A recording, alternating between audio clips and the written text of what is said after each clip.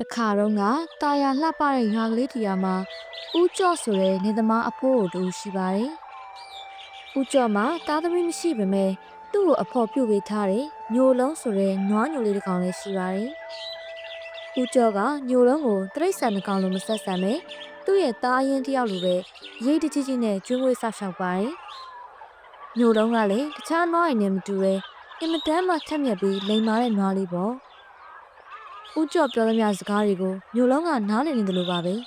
။တနေ့မှာတော့ဦးကျော်ဟာညိုလုံးနဲ့အတူလှဲတိုက်ပြီးမြို့ကနေရွာဖို့အပြန်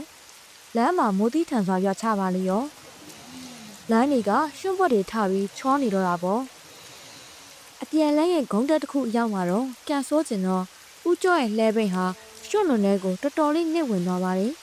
။ဦးကျော်ခမဘော်တယ်စင်မီလှဲပိန်ကိုတွန်းမိမဲ့အသက်ကြီးပြီဖြစ်တဲ့အတွက်အားရင်မရှိခဲ့ပါဘူး။ညိုလုံးကလည်းသူ့အစွမ်းရှိသလောက်ရုံးမိမဲ့လှဲကလေးလုံးတော့ခြေကုံလက်ပန်းကျနေပါတော့တယ်။အဲ့ဒီအချိန်မှာဦးကျော်ကညိုလုံးကိုကျဲလုံးနဲ့ရိုက်ပြီးအတင်းခိုင်းမဲ့စားညိုလုံးရဲ့နန်းနာကိုကပ်ပြီးတိုးတိုးလေးပြောလိုက်ပါတယ်။ညိုလုံးကြီးငါသား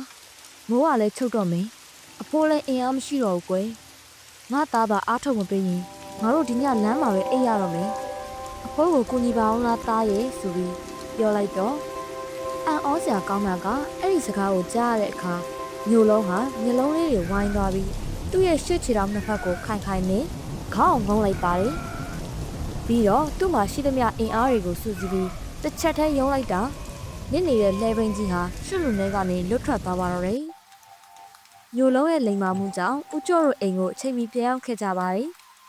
အိမ်ရောက်တော့ဦးကျော်ကညိုလုံးကိုနဘေးကနေပုတ်တက်ပြီးရင်အစာကောင်းကောင်းကျွေးခဲ့တာပေါ့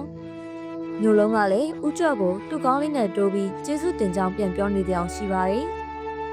ကဲခလေးတို့ကြီးဒီပုံမြင်လေးကနေပေးချင်တဲ့သင်ခန်းစာလေးကတော့တရိတ်ဆန်ပဲဖြစ်ဖြစ်လူပဲဖြစ်ဖြစ်မေတ္တာနဲ့ဆက်ဆံမဲဆိုရင်ထပ်တူညီတဲ့မေတ္တာနဲ့တစ္ဆာတရားကိုပြန်လည်ရရှိနိုင်တယ်ဆိုတာပါပဲ